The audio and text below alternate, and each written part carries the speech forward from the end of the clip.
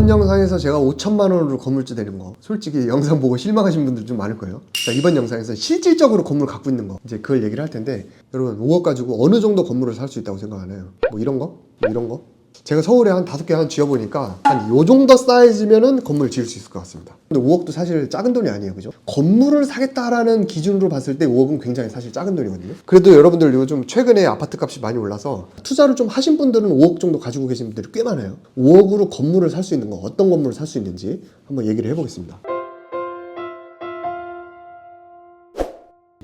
안녕하세요. 직장인에서 5개의 건물을 보유하게 된 황금돼지라고 합니다. 제가 지금까지 수강생이 한 600명 이상 배출을 했는데 가장 많이 받는 질문 중에 하나가 뭐냐면 건물 지으려면 얼마 있어야 되나요? 이런 질문 되게 많이 받아요. 뭐 5억에서 6억 정도 얘기를 많이 하는데 그럼 그 돈으로 어떤 건물을 지을 수 있느냐? 일단 3가지를 소개를 할 건데, 일단 첫 번째는 10억짜리 땅을 사는 거예요. 예를 들면 평당 1억짜리 10평이 될 수도 있고 평당 2천만 원짜리 50평이 될 수도 있겠죠. 근데 일반적으로 건물을 지으려면 한 40평에서 50평이 필요하니까 평당가 2천만 원대를 찾아보는 거죠. 그러면 10억짜리 땅을 살 때 대출이 거의 한 7, 8억 정도가 나오니까 내 돈이 한 2억 정도가 들어가요. 그죠? 그 다음에 그 정도 사이즈에 우리가 보통 건물을 짓는다, 일반적으로 지으면 건축비가 보통 8억에서 한 10억 정도? 그러면 그것도 대출이 거의 한 80%가 나오거든요. 그러면 건물 짓는데도 내 돈이 거의 한 2억 정도가 들어가고, 그럼 나머지 땅 사는 때 2억, 건물 짓는 데 2억, 1억으로 이제 부대 비용을 쓰는 거지. 취득세, 뭐 중개사 수수료, 뭐 이자도 좀 내고. 그렇게 하면 이제 10억짜리 땅에다가 건물 짓는 데 있어서 사실 5억 정도 돈이면 충분하다. 그러면은 그 평당 2천만 원 초반대에 50평짜리 땅은 주로 어디에 있느냐? 가급적이면 서울로 봤을 때 서울 외곽지에서 많이 찾아볼 수가 있겠고, 서울 외곽지에서도 상업지보다는 주택 용지가 되겠죠. 그 다음에 우리가 좀만 바깥으로 나가면 경기도 수원이나 이런 데만 가도 1,000만 원대 많아요. 1,000만 원대.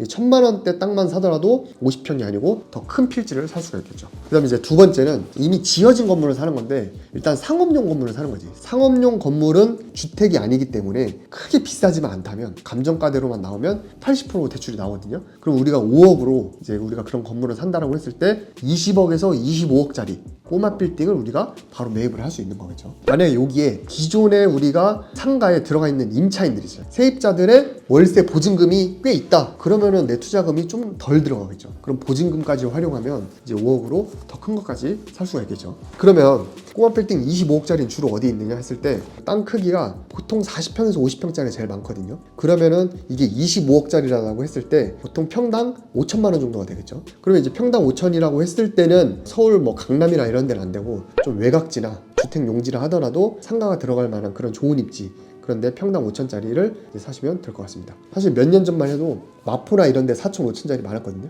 요즘에는 거의 한 7천, 8천까지 올라갔으니까 지금 5천만 원대는 조금 더 외곽으로 가야 찾을 수 있다, 이렇게 보시면 됩니다.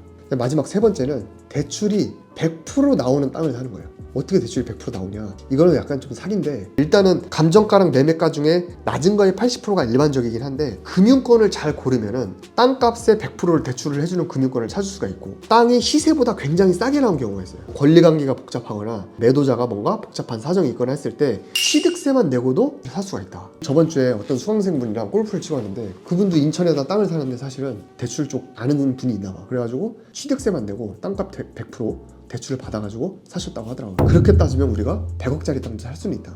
뭐 이자가 많이 나가니까 안 되겠지만, 이론적으로만 보면 사실은 거의 무한대로 살 수가 있으니까 그런 땅을 찾는 것도 이제 방법이 될 수 있습니다. 이제 이런 땅은 어떤 땅이냐? 번듯한 건물은 아니겠지. 쓰레기 같은 옛날 집이 있거나 이제 그런 거가 있으니까 좀 싸게 나가겠죠. 이제 그런 거를 매입한다라고 했을 때는 취득세만 내고 일단 샀다가 여유 자금이 생겼을 때 개발하는 것도 나쁘지 않다. 그래서 이 세 가지를 말씀드렸는데, 5억이라는 돈이 크면 크고 작으면 작은데, 그 5억으로 사실은 여러분들 건물을 산다라고 했을 때 사실 요즘에 쉽지 않아요. 그럼에도 불구하고 제가 말씀드린 대로 좀 방법을 좀 찾다 보면은 충분히 소액으로도 건물주가 될 수 있는 방법이 있다는 걸 꼭 명심하시고 많이 관심을 가져주시면 좋을 것 같습니다.